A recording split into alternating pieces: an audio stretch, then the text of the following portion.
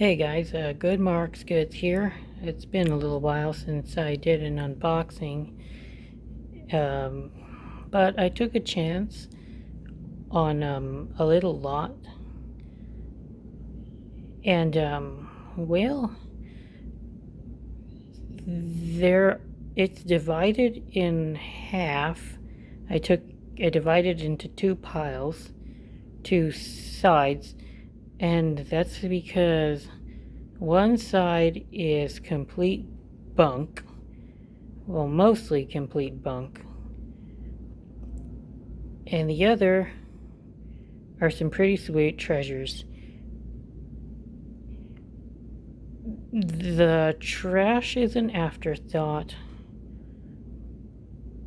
and the treasures are not. You guys could probably figure out which side I am talking about.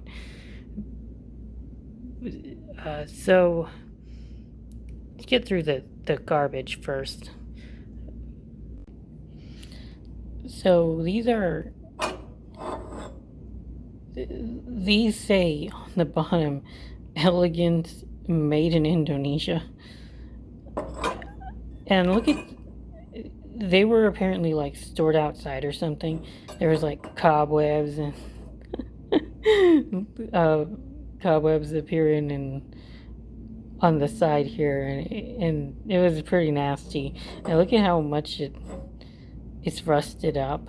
See, I've said before that very modern silver plate isn't even plated with real silver, or if it is, it's so damn cheap, and I mean so damn thin, and you're not gonna see something rust like this unless it was made of steel. That's more. It's corroding. It's corroding like a frickin', I don't know, a bridge that hasn't been maintained, or you know how iron's just gonna rust. It looks like almost like a rusty nail in there. If I stuck my hand in there, I'm afraid I might get tetanus or something. This is just utter. It's not worth anything more than whatever the price of steel is. Or if you had a yard sale and it looked nice, maybe somebody might think it was cute and give you $1 or so, but it's just definitely not what I'm looking for. And no hard feelings to elegance or whatever the heck the company is, but these goods just aren't good. Not good. Good. So here's more of like middle of the road kind of stuff. They're somewhat vintage items. Well, that's pretty damn shiny. I think this one is, yeah, this one's Sheridan, and it comes with, it has its, I think this is also Sheridan. Yeah, this is a little, like this is like half of a tea set or something like that. So you got a creamer here and a sugar bowl. Sugar bowls usually have lids on. I don't know why. It might have gone lost or something. But, and we got ourselves a little Oneida creamer as well.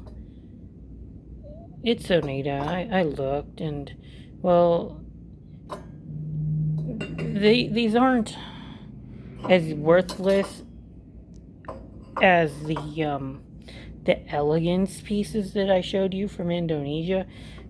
But the problem is that they're so common and they made so many of these. I'm not saying that they're very recent. They're probably, I don't know, maybe made in the 80s. They could have been made in like the 80s and 70s maybe, but the point is that they're so common, and they're kind of like generic patterns that they shouldn't have any collector value. Not saying that the they didn't plate it with a decent amount of silver, and I think that there's scrap value in these kind of items, but until it's going to take a very long time, if not ever, for these kinds of pieces to become collectible. Everyone's grandma owned this stuff, and if you bought Silverplate in the 80s or 90s, Oneida owned so much of the market. So did Sheridan. So I would say conservatively $3 to $5 a piece. If somebody needed, like, had a set of, if somebody needed this pattern and they had a set, but maybe the feet of theirs broke off, or maybe the handle, they'll be happy to buy this in order to replace their item, to replace their missing piece, but it's just not worth that much. So there's quite a bit going on with this piece. It's vintage Reed and Barton. I believe it's monogrammed with the name Olive. What I could read, Olive, or yeah, I think Olive. And on the bottom, it's pattern 3515, and it's also marked gilt. That's like gold gilded, but as we can see from the piece, I'm gonna try to shine it up too, I think, and see what happens. Maybe the gold will re-emerge, but it appears that all the gold gilding is like long gone. Maybe it was worn off when the previous owners did shine it up. Because like Silverplate, when you shine up a piece and you're kind of like rubbing off the top layer, and gold gilding was very thin, so that shouldn't really affect the value on it too much. The value is because it's a rarer pattern, and it's kind of pretty antique. I was hoping to be able to date it with a symbol, but I can't find a dating symbol on it. You'd think that it would be right there above where it says manufactured and plated by Reed and Barton, but that's not the date symbol. It just doesn't have one. So we can at least rule some years out, because Reed and Barton did date their pieces with a symbol between, I think reading online it said 1929 to 1950 something. So there's like 30 year period where we can say that it's probably not made between that time.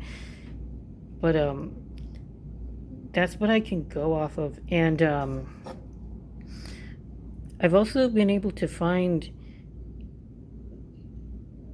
that on other pieces of this pattern, it would say Reed and Barton, manufactured and plated by Reed and Barton, number 3515, but mine doesn't have the NO or number 3515. So that difference could possibly date the piece if I were to do more research. And the pattern appeared to have like two different sugar bowls. One was with a lid and one was without a lid, and I was racking my brain trying to figure out which version of this what it was. I was hoping that it would be the one without without a lid, but I'm fairly confident that it's the one with a lid because of how much it kind of like flared out in the middle, and it seems to have that characteristic, the one with the version that came with a lid, which is unfortunately missing. But it's still it's worth something to a collector, even without the lid. Hopefully it'll obviously lose some value, but not all of it. So it's kind of hard to decide what I would want, what I would think this piece goes for. Maybe $50 to $60 with the lid, and closer to 30 to 40 without it. So it's a good piece. As far as Silverplate goes, definitely collectible, and a buyer would have of this piece originally would have been pretty well off. It's definitely a nice piece, though, but they wouldn't have been obscenely rich or anything. So I kind of hit the jackpot on this piece. It's a Gorham piece, and it's silver plated in the Strasbourg pattern, EP, electroplated, and they made a lot of sterling in the same pattern, and it was very popular. So we have a very popular pattern, and that goes a long way for the value, and it's in freaking fantastic condition. There's no plate loss, nothing's broken on it, ain't no chips. It's definitely a fucking fine piece, and I would say, doing a bit of research, it's at least $50. I'll always take that, and it's a creamer, very fancy for a silver plated piece, and it's still valuable. Last but not least, we have ourselves a little water pitcher. I believe that it is also Reed and Barton. I'll have to look again. But the cool thing about this is that it was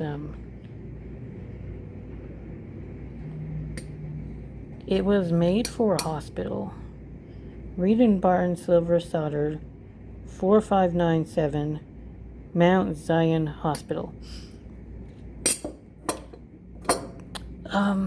One thing about silver soldered pieces, they do contain a good amount of silver, and what they mean by solder, like there would have been silver that connects the finial to the piece. There might have been solder applied to the hinge that connects the handle to the base.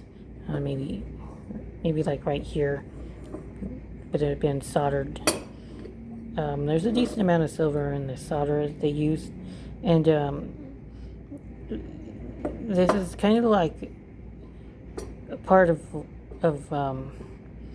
hotel wear, or see a lot of this kind of style in hotels, or sometimes on railroads, whatever.